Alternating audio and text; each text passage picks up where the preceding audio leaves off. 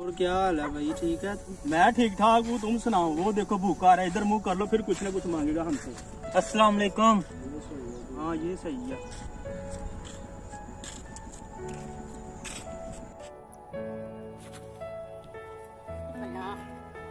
आजकल तो गरीब के साथ कोई सलाम भी नहीं लेता। गरीब होना तो जुर्म हो गया।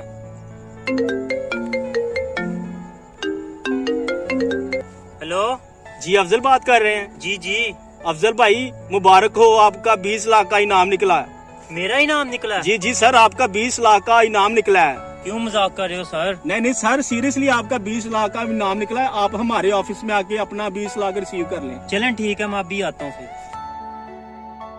अच्छा यार चलते हैं, काफी टाइम हो गया। यार वो देखो, वो गरीब आ रहा है, इसके पास नई मोटरसाइकिल कहाँ से आ गई? तुझे नहीं पता इसका 20 लाख का इनाम निकला है? अच्छा आओ इससे सलाम लेते हैं।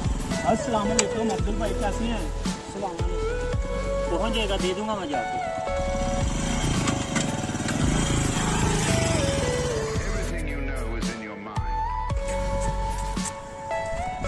ओ जल्दी कर यार। जल्दी तो कर रहा हूँ यार मैं।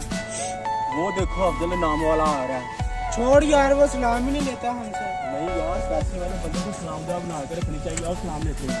अस्सलाम वालेकुम अब्दुल भाई। अस्सलाम वालेकुम। आपका सलाम पहुँच जाएगा, दे दूंगा मैं जाके।